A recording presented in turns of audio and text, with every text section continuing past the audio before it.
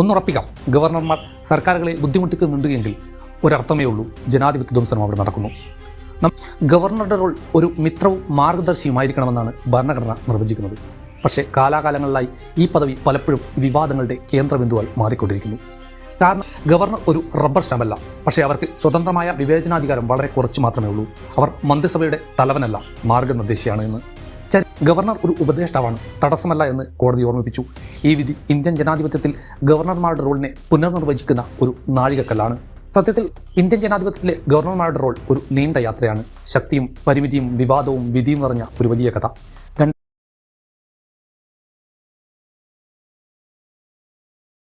നമസ്കാരം എല്ലാവർക്കും. ഇന്ത്യൻ ജനാധിപത്യത്തിൻ്റെ വർണ്ണശബളമായ ലോകത്തേക്ക് നിങ്ങൾക്ക് സ്വാഗതം. ലോകത്തിലെ ഏറ്റവും വലിയ ജനാധിപത്യ രാജ്യമായ ഇന്ത്യയിൽ ഭരണഘടനയുടെ മനോഹരമായ ചട്ടക്കുള്ളിൽ ഒരു പദവി നിലകൊള്ളുന്നു, ഗവർണർ. പക്ഷേ ഈ പദവി എന്താണ്? ഒരു മിത്രമാണോ, അതോ മാർഗദർശിയോ, അതോ രാഷ്ട്രീയ തന്ത്രങ്ങളുടെ ചരട് വലിക്കാരനോ, ചിലപ്പോൾ സംസ്ഥാന സർക്കാരുകളെ ബുദ്ധിമുട്ടിക്കുന്ന ഒരു ശക്തിയായി മാറുന്ന കേന്ദ്രത്തിൻ്റെ പാവയോ? എന്തുകൊണ്ടാണ് ഗവർണർ പദവി ഇത്രയധികം വിവാദങ്ങൾക്ക് കാരണമാവുന്നത്? കഴിഞ്ഞ ദിവസം 2025 ഏപ്രിൽ 8 സുപ്രീം കോടതി തമിഴ്നാട്ടിലെ ഗവർണർക്കെതിരെ ചരിത്രപരമായ ഒരു ഉത്തരവ് പുറപ്പെടുവിച്ച ദിവസം കൂടിയാണ്. ഒന്നുറപ്പിക്കാം, ഗവർണർമാർ സർക്കാരുകളെ ബുദ്ധിമുട്ടിക്കുന്നുണ്ട് എങ്കിൽ ഒരർത്ഥമേ ഉള്ളൂ, ജനാധിപത്യ ധ്വംസനം അവിടെ നടക്കുന്നു. നമുക്ക് നോക്കാം ഗവർണറുടെ അവകാശങ്ങൾ, പരിമിതികൾ, ചരിത്ര സംഭവങ്ങൾ, കോടതി വിധികൾ എല്ലാം നമുക്ക് ഒരുമിച്ച് പരിശോധിക്കാം. ഇഷ്ടപ്പെടുന്നവർ ചാനൽ സബ്സ്ക്രൈബ് ചെയ്യാൻ മറക്കരുത്. ഒരേ ഒരു ചോദ്യം, ഗവർണർ എന്നാൽ എന്താണ്? ഇന്ത്യൻ ഭരണഘടനയുടെ ആർട്ടിക്കിൾ 183 പ്രകാരം ഓരോ സംസ്ഥാനത്തിനും ഒരു ഗവർണർ ഉണ്ടായിരിക്കും. അവർ രാഷ്ട്രപതിയുടെ പ്രതിനിധിയാണ്, സംസ്ഥാനത്തിൻ്റെ ഭരണഘടനാ തലവൻ. പക്ഷേ ഗവർണർമാർ നേരിട്ട് തിരഞ്ഞെടുക്കപ്പെടുന്നില്ല. കേന്ദ്ര സർക്കാരിൻ്റെ ശുപാർശയിൽ രാഷ്ട്രപതിയാണ് അവരെ നിയമിക്കുന്നത്. അതായത് ഒരു രാഷ്ട്രീയ പശ്ചാത്തലത്തിൽ നിന്ന് വരുന്ന ഒരാൾ, പലപ്പോഴും കേന്ദ്രത്തിൻ്റെ താല്പര്യങ്ങൾ പ്രതിഫലിക്കാൻ സാധ്യതയുള്ള ഒരാൾ. ഗവർണറുടെ റോൾ ഒരു മിത്രവും മാർഗദർശിയുമായിരിക്കണമെന്നാണ് ഭരണഘടന നിർവചിക്കുന്നത്. പക്ഷേ കാലാകാലങ്ങളിലായി ഈ പദവി പലപ്പോഴും വിവാദങ്ങളുടെ കേന്ദ്രബിന്ദുവായി മാറിക്കൊണ്ടിരിക്കുന്നു. കാരണം ഗവർണർക്ക് നൽകിയിരിക്കുന്ന അവകാശങ്ങൾ, അവയുടെ ഉപയോഗം ചിലപ്പോൾ സംസ്ഥാന സർക്കാരുകളുമായിട്ടുള്ള ഏറ്റുമുട്ടലുകൾക്ക് വഴിവെക്കുന്നു. നമുക്ക് അതിലേക്ക് കടക്കുന്നതിന് മുമ്പ് ഗവർണറുടെ അടിസ്ഥാനപരമായ റോൾ എന്താണ് എന്ന് നോക്കാം.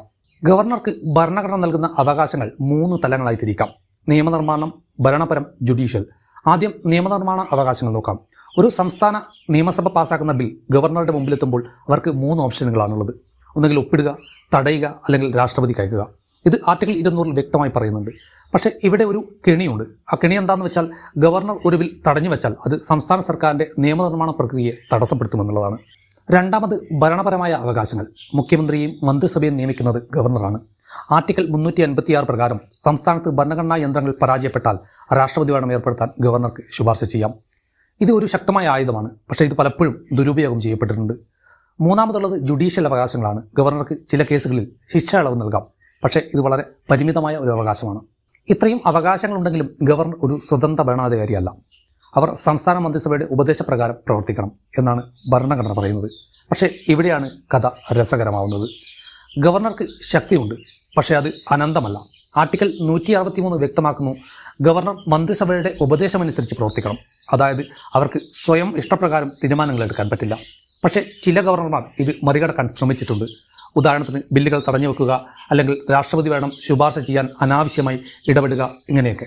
ഇതിനെല്ലാം ഒരു പരിധി വരുത്താൻ സുപ്രീം കോടതി പല തവണകളായി ഇടപെട്ടിട്ടുണ്ട്. 1974 ഷംഷേർ സിംഗ് വേഴ്സസ് പഞ്ചാബ് സ്റ്റേറ്റ് കേസിൽ കോടതി വ്യക്തമാക്കി, ഗവർണർ ഒരു റബ്ബർ സ്റ്റാമ്പല്ല, പക്ഷേ അവർക്ക് സ്വതന്ത്രമായ വിവേചനാധികാരം വളരെ കുറച്ച് മാത്രമേ ഉള്ളൂ. അവർ മന്ത്രിസഭയുടെ തലവനല്ല, മാർഗനിർദ്ദേശിയാണ് എന്ന്.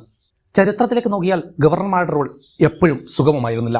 1989 കേരളത്തിൽ കേന്ദ്ര സർക്കാർ ഗവർണർ ബി രാമകൃഷ്ണ റാവുവിനെ ഉപയോഗിച്ച് EMS നമ്പൂതിരിപ്പാടിൻ്റെ കമ്മ്യൂണിസ്റ്റ് സർക്കാരിനെ പുറത്താക്കി, രാഷ്ട്രപതി ഭരണം ഏർപ്പെടുത്തി. ഇതൊരു രാഷ്ട്രീയ തന്ത്രമായിരുന്നുവെന്ന് വിമർശനമുയർന്നു.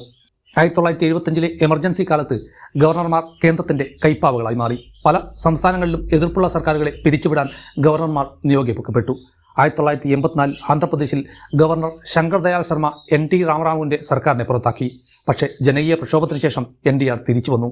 ഈ സംഭവങ്ങൾ ഗവർണർ പദവിയുടെ ദുരുപയോഗത്തിൻ്റെ ഉദാഹരണങ്ങളാണ്. 2016 അരുണാചൽ പ്രദേശിൽ ഗവർണർ JP രാജ്ഗോയെ നിയമസഭാ സമ്മേളനം വിളിച്ചു ചേർത്ത് സർക്കാർ വീഴ്ത്താൻ ശ്രമിച്ചു. പക്ഷേ സുപ്രീം കോടതി ഇടപെട്ട് ഈ നീക്കം റദ്ദാക്കി.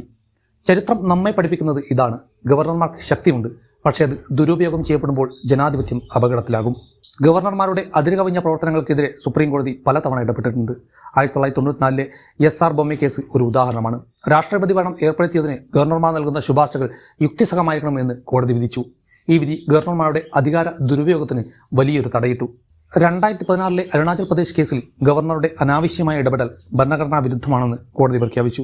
ഏറ്റവും പുതിയ ഉദാഹരണം 2025 ഏപ്രിൽ 7 തമിഴ്നാട് ഗവർണർ RL രവിക്കെതിരെ സുപ്രീം കോടതി പുറപ്പെടുവിച്ച ഉത്തരവാണ്. നമുക്ക് അതിലേക്ക് വരാം. 2025 ഏപ്രിൽ 8 ഒരു ചരിത്രപരമായ ദിനമാണ്. തമിഴ്നാട് ഗവർണർ RN രവി 10 ബില്ലുകൾ തടഞ്ഞുവെച്ചതിനെതിരെ സംസ്ഥാന സർക്കാർ സുപ്രീം കോടതി സമീപിച്ചു.